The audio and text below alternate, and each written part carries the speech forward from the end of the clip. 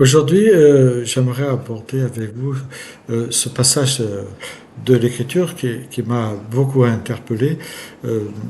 M'a interpellé parce qu'en discutant avec une personne non chrétienne, en tout cas en recherche, et qui connaissait ce verset, elle l'a cité peut-être sans se rendre compte l'effet que ce passage pouvait avoir sur moi ou qu'il peut avoir sur d'autres, mais c'est ce passage de, de Marc au chapitre 10, versets 13 à 16, où Jésus est entouré d'une foule et à un moment donné, il y a les disciples qui disent à la foule de le laisser, surtout qu'il y a des enfants, et lui, il va avoir une réaction qui va étonner autant bien les disciples que son auditoire,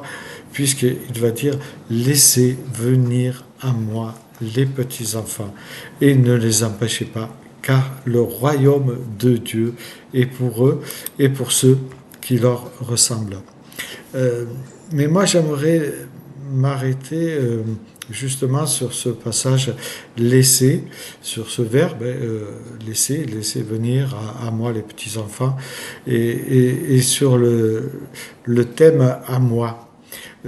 Déjà, dans ce verbe laisser, Dieu est en train de nous dire au travers de Jésus qu'en fait,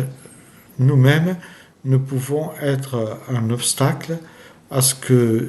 des enfants, mais vous savez aussi bien que moi que les lettres de Jean appellent enfants aussi les hommes et les femmes d'un certain âge,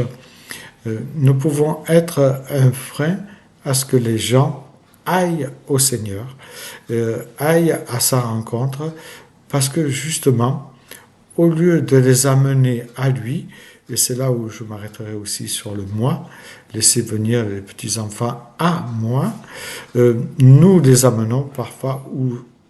consciemment on pourrait dire, ou même inconsciemment, nous les amenons à nous suivre nous. Et je dirais que si nous sommes dans ce mouvement-là, alors nous avons manqué notre mission, parce que le but premier pour que les gens connaissent le royaume de Dieu, c'est bien de les amener à Christ et non pas à nous. Et parfois,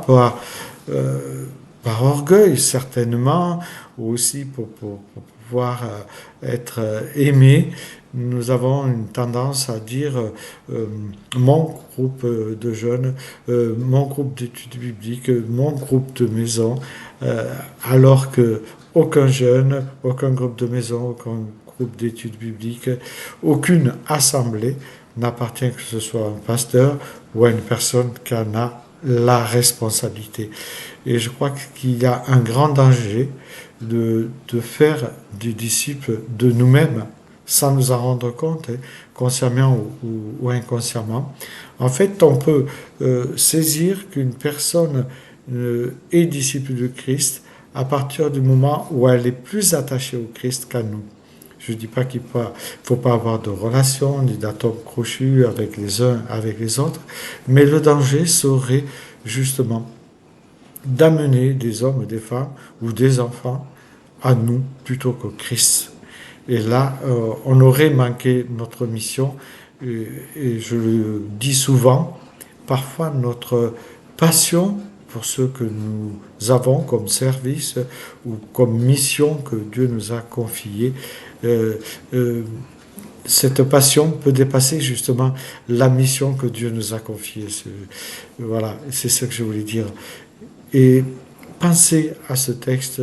de Marc ou de Matthieu, puisqu'on le retrouve aussi dans Matthieu, où il dit laissez. Donc attention que nous ne soyons pas un obstacle,